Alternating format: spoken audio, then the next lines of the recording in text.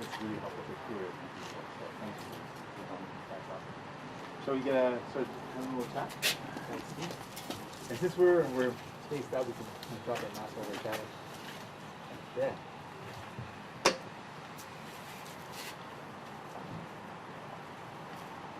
I was gonna say it's weird because it's a cloudy week, but it feels nice though, right? Yeah, it's not too bad. Let me jump into it. Tell me what's like housing in that for you? What's the situation there? It's tough. It's really expensive.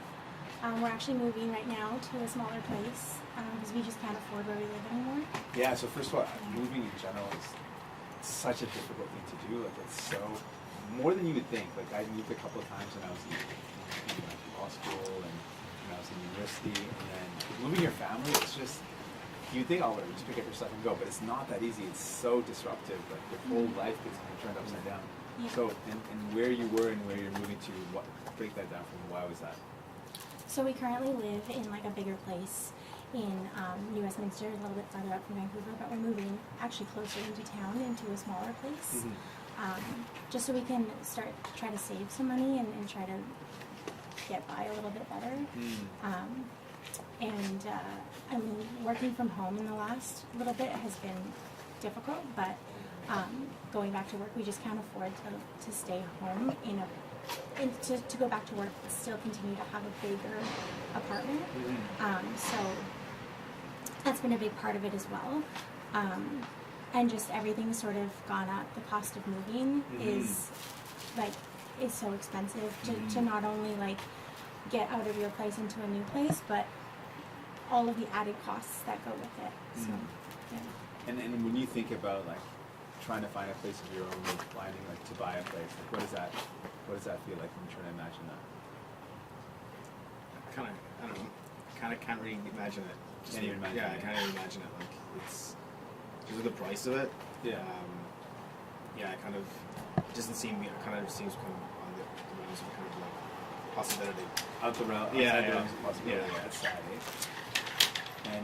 And what's like? Why is that? Have you looked around and what's the reason for it? This is true for everybody. So this is important stuff. So what is it about when you try to find a place? Why does it feel like it's just outside the realm of possibility? It's just trying to find a place that's within like a reasonable location towards work, towards where your friends and your family are, and then also just having that to be like affordable. And it just seems that we're that kind of, for us, it just seems to be just an unattainable possible. I think too, like we have, like I have a student loan payment every month, and paying that means that I can't put money aside to save for a house. Right. And the houses that we can afford, or would maybe be able to, are so far away that you have to choose between what career you want or if you want to buy a house. And making those big decisions of like, do I want to settle down, live the rest of my life, or do I want to focus on what I'm doing here and now? It's such a big life adjustment. It's not a very clear like transition. It's very like two different lives that you have to live. Right. You kind of have to give up on the work that you're doing because if you move so far away, you can't do that work anymore. Yeah. Any other like life choices that are being impacted by whether you can afford a place or not? I think that like a lot of like people we know are starting families, getting married, and that's another thing that's so far out of reach for us. Like we don't even think of things like that right now because we're living paycheck to paycheck. The idea of like having enough money to pay for like a wedding or pay for children or buy a house big enough to have kids in a community that would support having families, like that's not even something that we can even think about, I don't think, for like the next 10 years. So not only at the place, finding a place to live, how that would have an impact directly on your career, your ability to continue it or not, it is directly impacting the next decisions you make in your life. And obviously people can make any choice they want, but it shouldn't be limited because you can't find a place that you can afford. Like, that shouldn't be the reason it blocks you from moving forward. That just seems so unfair. We can't even like weigh the pros and cons of like if we want to start a family or we don't want to start a family, like, and decide like what we want to do, because financially it's just not a reasonable conversation for us to have right now. And I just want you to know, like, I've heard from other people, these are the serious conversations people are having, and I don't think they should be. Like, I don't think that that's what you should be worried about. But it's a reality because it's just not affordable to have a home where you can actually raise a child. You're thinking like it's got to have certain basic needs. I can't get like a 2-bedroom. I can only afford a 1-bedroom. How are you going to raise a family? You're absolutely right. This is the tough conversation people are having. Yeah. And then some people are like, well, we can't even chat about it because this is just not possible for us. Yeah, definitely. Well, huge thank you. This is really helpful. Just in my mind, you know, when I think about people that are struggling, it's important to put a face to it and to think about, you know, I'm going to think about Sydney and Ronan when I think about how we are going to fight to make sure that it's not how things are anymore. Like, it does not have to be this way. I don't want it to be this way anymore. And I know we can. One of the big things we're seeing is there's a lot of big money that's in housing, and people are competing with big money. It shouldn't be that you're competing with like large corporations that are trying to snatch up homes when people are just trying to find a place where they can raise a family. Yeah. And then, you know, we're going to do everything we can to make this happen. This to me is something so important. I just really appreciate you sharing. No worries, thank you. We're going to go over and do a chat with the media, and so would you be all right to come over with me? Just put our masks back on, and then we'll head over to we'll take our places and have a chat with the media. Get your story out there. No pressure.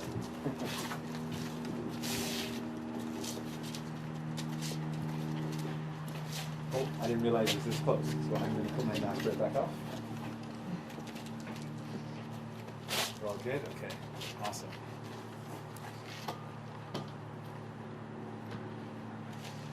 Quick sound check, everyone's okay? Okay, thanks so much for joining us today. We just had a chat with Sydney and Ronan and our candidate Jim Hansen here for Burnaby North Seymour, chatting about housing and what we're up against with the housing crisis. This is Justin Trudeau's housing crisis. We've got a chart here that lays out how the price of housing has increased over the past number of years. And the reality is, over the past 6 years, things have just gotten so much worse. People cannot find a home that's in their budget. And we heard from Sydney and Ronan, there's a number of things that happen when you can't find a home that's in your budget. One, you've got to make choices. Do I continue with my career in the city where my career is, where my job is, or do I find a place that I can afford, but it's so far away that I've got to completely change my life and move away from friends and family? That's a pretty impossible choice for people to make. On top of that, we heard from Sydney and Ronan, they're literally not sure about the next steps they can take for their family, not because they're taking their time to figure it out, but literally because they cannot find a home where they can grow their family. That should not be how things are. And that's the reality that so many Canadians are faced with. Sydney and Ronan's story is not unique. There are so many people that feel this way. And one of the big reasons why this is happening is because Justin Trudeau's let this happen. Over the past 6 years, it's only gotten worse. And we know one of the big causes is there's a lot of big money in housing. And so we've got a choice in this election. Do we want to let Justin Trudeau continue to let investors, rich investors, be the priority? Or do you choose a New Democrat and you vote for New Democrats who are going to vote for our team that's going to take big money out of housing so that it's not people competing with large and wealthy corporations, but it's people actually trying to get a home that's in their budget? We also want to build more affordable homes. Our plan is to build 500,000 new homes that are within people's budget so people can actually afford to take those next steps in their family, to grow their family, or to continue their careers and not have to worry about leaving their friends and family behind. Thank you.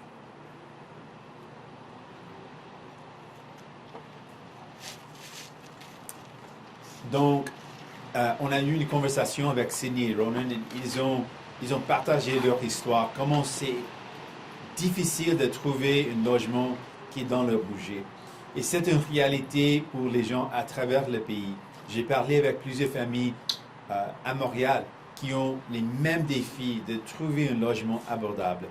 Et cette crise est vraiment une crise créée, augmentée par les décisions de Justin Trudeau. Pendant les 6 ans qu'il était au pouvoir, la situation s'empirait. Et dans cette élection, on a un choix entre Justin Trudeau, qui défend les intérêts des riches investisseurs, ou de voter pour les néo-démocrates qui règlent la crise du logement. C'est un choix que vous pouvez faire. Et dans mon avis, on doit régler cette crise pour aider les familles, pour s'assurer que tout le monde a la capacité de trouver un logement qui est dans le budget. With that, I want to thank everybody, and je suis prêt pour vos questions. I'm ready for any questions you might have. Thanks so much. Merci, thank you. We will start with questions on the ground. Olivia Stepanovich from CBC News. Good morning, Mr. Singh. I'd like to get your reaction to the Nova Scotia election results. The NDP, the provincial NDP, placed a distant third, and I'm wondering if this makes you concerned at all, and if there are any lessons you can take from this provincial election to use for your federal campaign. Well, I want to just shout out the provincial leader, Gary Burl, and the great campaign that he ran. What we saw in this election was a liberal government that called an election hoping to find a majority that was surprised to lose that entirely. And I think that's a lesson for Justin Trudeau. He clearly said that that this election shouldn't have happened. He voted in a motion to say that we shouldn't be having an election in a pandemic, and now walked away from that commitment. We're in the election now, and we want to make sure people know they've got a choice. They're not stuck voting for a liberal government or Justin Trudeau who continues to allow the housing crisis to get worse, who protects rich investors. They can choose a new Democrat. They can vote for a new Democrat who's going to fight for them and their family, make sure we build more affordable homes, we take big money out of housing.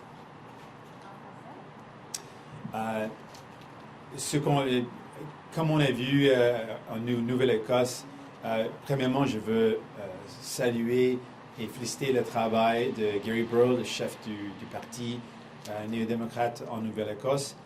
Et ce qu'on a appris dans cette élection, on a vu qu'en Nouvelle-Écosse, les libéraux ont voulu avoir une majorité et ils étaient surpris qu'ils ont complètement perdu leur pouvoir. Et peut-être c'est un message pour Justin Trudeau qui a fait déclencher une élection que les Canadiens et Canadiennes ne voulaient pas, ne veulent pas. Mais on est dans cette élection et on a un choix entre Justin Trudeau qui continue de défendre les intérêts des riches investisseurs ou de voter pour néo-démocrates qui vont régler la crise du logement et défendre les intérêts de monsieur et madame tout le monde. You've called this campaign a selfish summer election. Are you concerned that a fourth wave could prevent some people from voting or skew the results in any way? I think it's clear that this election was selfish because Justin Trudeau himself voted in a motion to say that there should not be an election while we're in a pandemic. That vote was 327 MPs that said, no, we should not have a summer election or an election during the pandemic, to one who said, okay, it was all right. And amongst those, Justin Trudeau was one of those who said, yeah, we should not have this election. And then he walked away from that commitment. So that was a bad decision. But we are confident that we will have the public safety measures in place so people can participate. But there's certainly a lot of concerns. There is a real concern around the fourth wave. People are concerned about the crisis in BC with the forest fires. A lot of communities are saying, we're worried about saving our homes. We can't even think about an election right now. So there's a lot of difficulty going on, and it was the wrong decision, but now people have a choice. Do they want to choose to vote for someone like Justin Trudeau, who continues to allow the housing crisis to get worse, or to vote for New Democrats who are going to fight to make sure that they can have a home that's in their budget? Next question, we have Annie Bergeron-Oliver from CTV News. Hi there. Major General Danny Fortin was in court today. He was charged with one count of sexual assault dating back to an incident that allegedly happened in 1988. Fortin today came out and said that he believes that this was all political, and he says as well that the timing surprised his legal team, especially given the fact he's next in court September 20th. I'm wondering what you think about the timing of all of this happening. In all of this, really what I'm deeply, deeply concerned about is the message that's being sent to women, not just in the Canadian Forces, but across Canada. Women have raised serious concerns that have been completely ignored by the highest office of this land, by the Defense Minister, by the Prime Minister and his office. And one of the major demands or recommendations of the Deschamps report has been to put in place an independent process for women to bring forward these serious concerns, these worsening concerns, these sexual harassments. And instead of listening to what the report required to protect women, to make sure women can come forward, we've got Liberals that are just not really focusing on people, and they're just now launching another report and saying, well, we'll have another justice look at this, when they've completely ignored that in all of this, women are being sent this chilling message that they're not being listened to, they're not being heard, and their concerns aren't being taken seriously. For me, the priority has to be we implement that immediate independent process so that we can start fixing this culture that has allowed so much violence against women to be commonplace in the military. This has to end. En français, s'il te plaît? Pour moi, ce qui est primordial dans cette question de ce qui se passe dans les forces canadiennes, c'est vraiment le message envoyé aux femmes. Le message qui était envoyé aux femmes, c'est vous n'êtes pas écoutés, vous n'êtes pas entendus.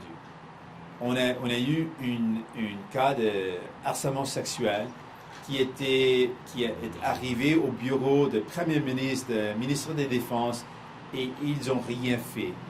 C'est complètement inexcusable. Et ce qu'il doit faire maintenant, c'est de mettre en œuvre, il doit mettre en œuvre la recommandation de rapport Deschamps qui dit clairement qu'on a besoin d'un processus indépendant pour que les femmes puissent soulever des inquiétudes, des plaintes. Et sinon, le message envoyé est horrible, pas seulement pour les femmes dans les forces canadiennes, mais à travers le pays. And on housing, the sign behind you says it's Trudeau's housing crisis. You says it's his fault that housing prices have gone up so much. But countries all around the world are facing a major crisis in terms of housing. Both houses are unaffordable or there just aren't enough. So what specifically are you going to do to ensure that people are going to be able to afford a house? Obviously, something like this, that's a $2 or $3 million property, is never going to be affordable for 99% of people. So one, tell me a bit about this location, why you chose it, and two, what specific measures are you going to put in place to ensure, and how quickly can that be done? Sure. We know that amongst the OECD countries, that Canada has the worst record in terms of housing prices increasing. So Justin Trudeau has shown the worst leadership. And under his leadership, being Prime Minister, things have gotten so much worse. People like Sydney and Ronan cannot find a place. It's not gotten any better. Things have simply gotten worse. And he's done a lot of things for show, made a lot of announcements around housing, but people aren't any better off. And that to me is wrong. What we can do is take this crisis seriously. I've seen Justin Trudeau take certain things seriously. In the beginning of this pandemic, he backstopped big banks with $750 billion. It is a staggering figure, and I'm still shocked every time I think about it. But that was his immediate decision. That was a priority for him, and he did it. Housing has simply not been a priority. And since it's not been a priority, it's only gotten worse. What we're saying, there's a number of things we need to do. First off, we've got to get big money out of housing. Right now, when you're trying to buy a home, people are often competing with large corporations with billions of dollars at their disposal. That should not be what happens. People shouldn't have to compete with large companies, billion dollar companies, when they're trying to buy a home. So we take big money out of housing. One of the key steps is to put in place a national foreign buyers tax of 20%. Now, Justin Trudeau talked about this, you'll recall, right before the election was called. But again, another example of being all for show. If you wanted to get it done, you didn't need to call an election. You could have gone back to Ottawa, and we would have made sure that was passed. So another example of him not really wanting to get things done to make things better for people. But we would do that. And the second thing is we would invest significantly and seriously in building homes that are within people's budgets. Building affordable homes, whether they're not-for-profit or cooperative, or building homes within the rental market that are affordable, or homes that people can buy. We have done this in the past as a nation. We can do it again. It will create good jobs and make sure people like Ronan and Sydney have a place that's within their budget.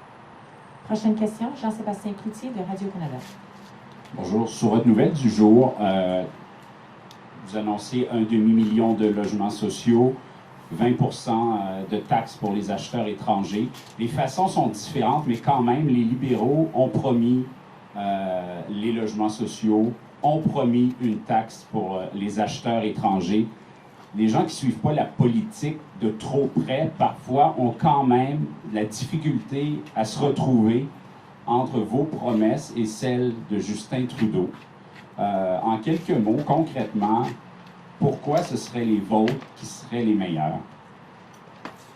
On a un bilan de Justin Trudeau de 6 ans. Et pendant le temps qu'il était au pouvoir, est-ce que la situation était améliorée ou empirée? La preuve est que c'était empiré. C'est la réponse. Justin Trudeau a eu la chance, il a manqué l'opportunité de régler le problème. Les néo-démocrates vont régler le problème. Merci. Et sur un autre sujet, à nouveau sur les passeports vaccinaux, le gouvernement tergiverse un peu sur les conséquences à donner aux employés, par exemple fédéraux, qui ne voudraient pas se faire vacciner. Quelle est votre position là-dessus? Quelles conséquences devrait-on donner à ceux qui refusent de le faire? Pour moi, je veux cibler pourquoi on doit le faire. La raison pour laquelle on doit s'assurer que tout le monde soit vacciné, c'est pour protéger la population. En particulier, pour protéger les enfants. Parce qu'à ce moment, les enfants de moins de 12 ans ne peuvent pas être vaccinés. Donc, on doit faire ce qu'on peut pour protéger nos enfants. Et ça, c'est pourquoi on a dit clairement qu'on va pas seulement avoir des vaccinations mandatoires au niveau fédéral, on va travailler avec les syndicats, mais on veut avoir une deadline en septembre pour la réaliser. Et oui, si quelqu'un décide, c'est le choix de décider non, on doit avoir des conséquences. Et c'est important parce qu'on doit protéger la population et protéger nos enfants. Et quel genre de conséquences? Quel genre de conséquences? Si quelqu'un n'est pas vacciné, peut-être il ne peut pas travailler dans cette position. Repeat that in English on the consequences, please. Yeah. Should I just sort that out?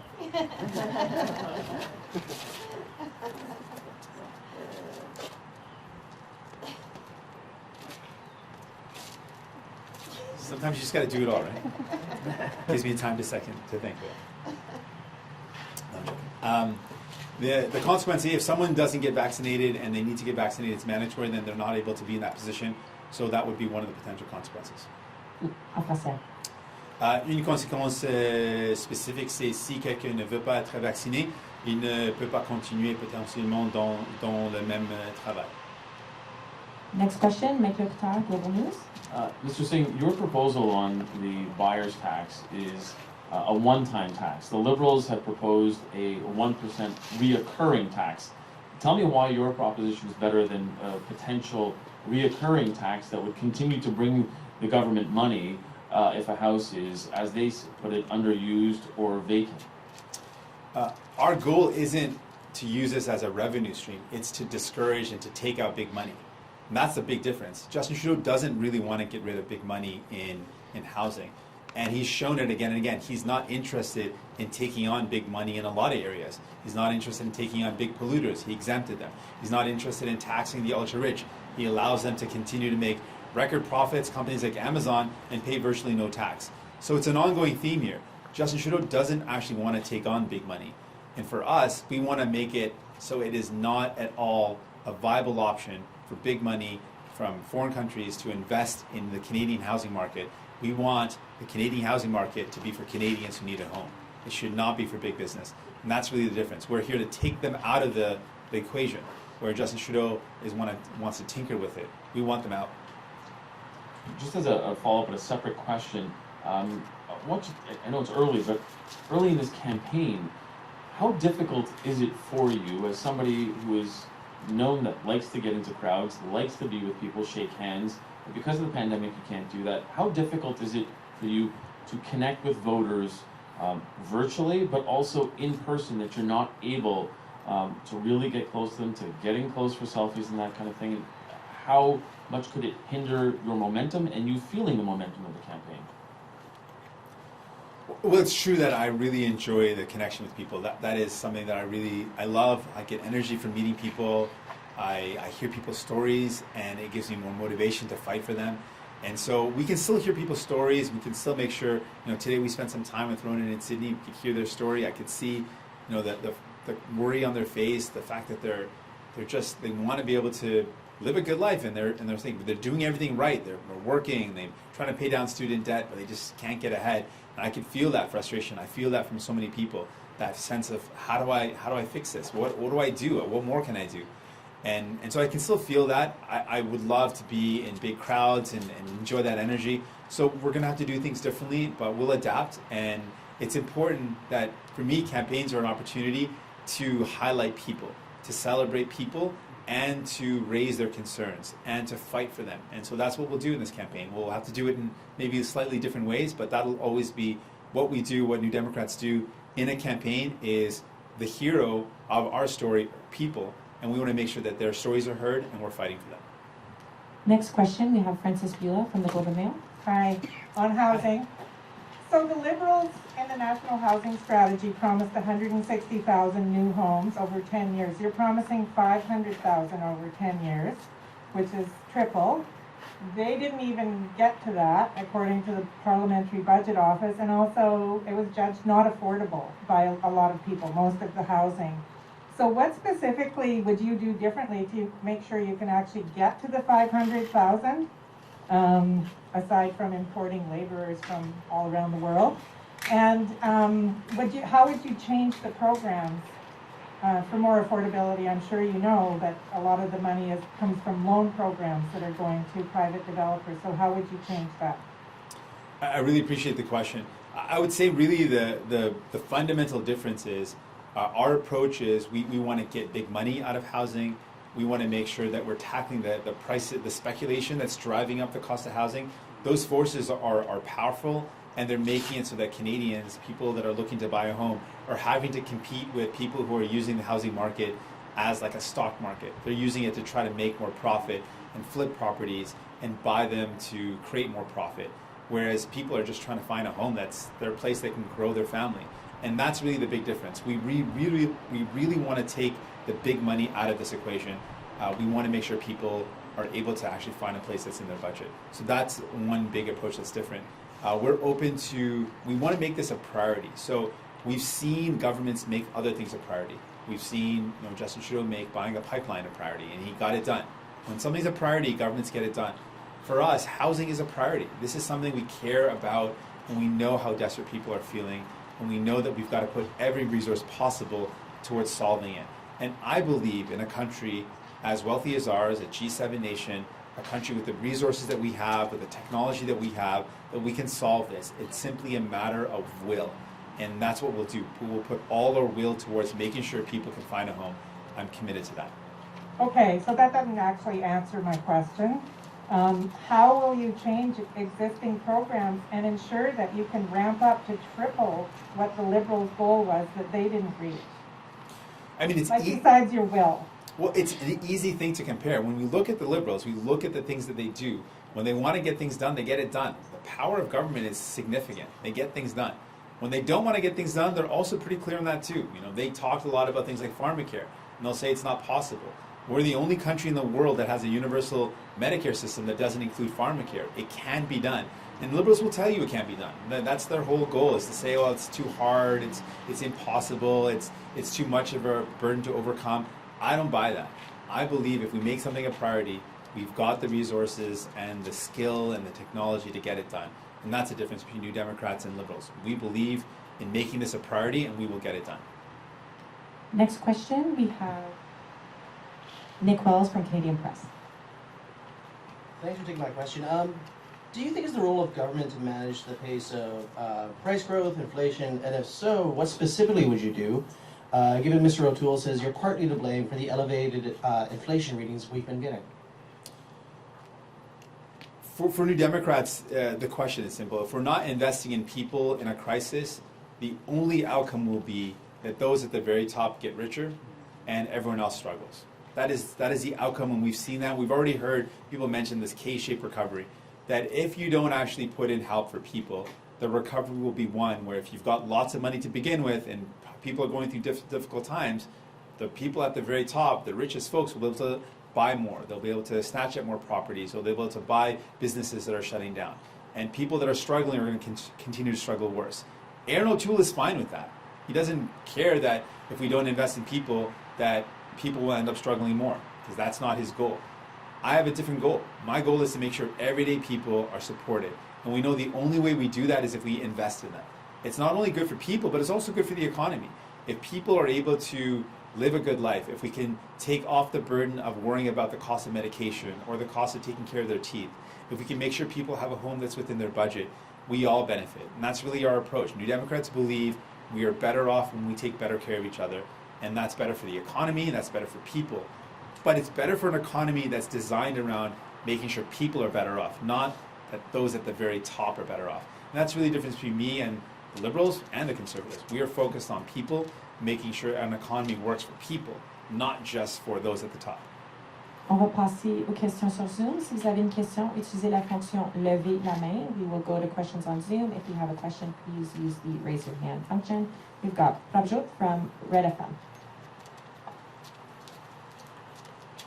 Hi, thank you for taking my question. It's not related to housing, but overdose is a big issue in British Columbia and across Canada. How do you plan to solve this problem? Because NDP in British Columbia proposes to allow some amount of drug to be possessed by people so that they can use it. What's your proposition? How do you plan to solve the problem? It's, first of all, a really serious problem. We've been really focused on the pandemic and the COVID-19 crisis, but it hasn't meant that other crises have gone away, and one of those crises is the opioid crisis. And we've seen an increase in people losing their lives to this really horrible crisis. For us, we believe, and a lot of Canadians believe, we've got to do whatever we can to save lives. And if saving lives means changing our approach, then we've got to be open to changing our approach. We know that the approach that has been taken in the past hasn't worked. When people are dealing with addiction, when people are dealing with poverty, when people are dealing with mental health issues and end up using some of these horrible substances, these are people that don't need a criminal justice response. These are people that need a healthcare response, a compassionate response. And if the goal is to save lives and to make our communities safer, we should be open to a different approach. We believe we need to take an approach that's based on compassion and care and healthcare so we can save lives and make sure people are healthier and safer. Thank you. If I may ask a question, follow-up. Yes. Law enforcement often says that, well, this won't really work because people who are supplying the drugs will always be ahead and will make sure that some sort of substance, some sort of new street mix comes in and that sells quicker and faster than drugs that have already been allowed on the street. So what about the supply issue? How are you going to control how this drug is being supplied? Again, I would look at what are our goals. If our goal is to make sure we save lives and our goal is to make sure people are safer, then we need to be open to what the evidence shows us. There's examples around the world. One of the examples that I look at is the Portugal model, where instead of arresting people, people are given the opportunity to have access to rehabilitation, rehab services so that they can deal with the addiction or they can deal with the underlying problems. I want to save lives, and I want to do whatever we can to save lives, and I want to do whatever we can to keep people healthy and safe. And I think we need to be bold and be courageous and be compassionate and be willing to look at the solutions that actually work if our goal is to save lives and build safer communities. Next question, we've got Mary Brooke from the Island Social Trends. Hi, Mr. Singh. Hey there. Nice weather. So on building more affordable homes, there's the idea of the national foreign buyers tax that would prevent. But to actually build those homes, it depends on having developers and builders and the skilled labor to ramp that up on the one hand. And so how would you address that? And then the other is low-income people or people who can't yet consider buying a home. Would you provide some sort of grant or credit to give them kind of a leg up to work toward that? I think we need to be open to all potential solutions. So any way that we can help with people that want to find a home and how we can get them there, I think we need to be open to those solutions. We need to be putting our resources to back up the seriousness of the crisis. So we need to mobilize funding to build those homes. We've seen in the past that CMHC was used more actively to actually invest in building homes. There hasn't been a lot of new cooperative homes built in a long time. And we need to make sure resources are mobilized so we can build more cooperative homes. I want to see a massive mobilization of capital at the federal level towards the goal of building these homes. That's our goal, and if we put our resources towards it, it's achievable. And that does mean putting more money on the table. That does mean making sure we are hiring the workforce required. And that does mean looking at a better way to achieve our goals. And I think it should be, as much as possible, looking at public opportunities to invest and build homes. We need to work with developers as well, but we need to incentivize the building of affordable homes. It's all something we can do if we make it a priority, and for us, it is a priority. And looking at the Conservative platform that they announced just the other day, most of the things in there, if not all, depend on people already having money in order to take advantage of like a sudden spree of spending and so on within a short period of time after the election. So what do you say about that in comparison to how the NDP would handle benefits for people? And again, sort of to reflect on the Conservatives, the people who are already stuck and wouldn't benefit at all by their program, they seem to be unaware that that would happen. I think that is not a surprise that Conservatives are putting forward a plan that's going to just help people that are already doing all right, instead of helping people that need more help. New Democrats are focused on making sure we've got an economy that works for everyone. And what we've seen from the track record of Liberals and Conservatives in the past is they sometimes might suggest that they're going to help people that are, okay. Really what they do is help people at the very top. And their policies have done that time and time again. They continue to allow billionaires to make more and more wealth but not pay their fair share. They allow foreign companies like Amazon to make record profits in a pandemic but not pay virtually any taxes in Canada. They have designed a system that benefits those at the very top. So it's not surprising that they're going to continue to put forward ideas that don't actually help everyday folks. New Democrats have a different approach. We want to make sure we invest in the things that will help all workers, that will help all families, small businesses. And we know what they're saying is we shouldn't have to worry about the cost of medication. We need to make sure our dental care is covered. We want to make sure we can find homes that are within our budget. We want to see good jobs that help us fight the climate crisis. That's what we're focused on. And we're focused on making sure that the billionaires and millionaires of our country are paying their fair share instead of enjoying offshore tax havens or loopholes that allow them to get away with not paying their fair share. That's the different approach we would take. This concludes our press conference. Thank you, Merci. Merci. Thanks very much, everyone. And thanks to all of you. Thanks for being here. I don't know if it was tough to stand around. I can't do it a lot, but it's all good. It's all good. Y'all did great. Thanks.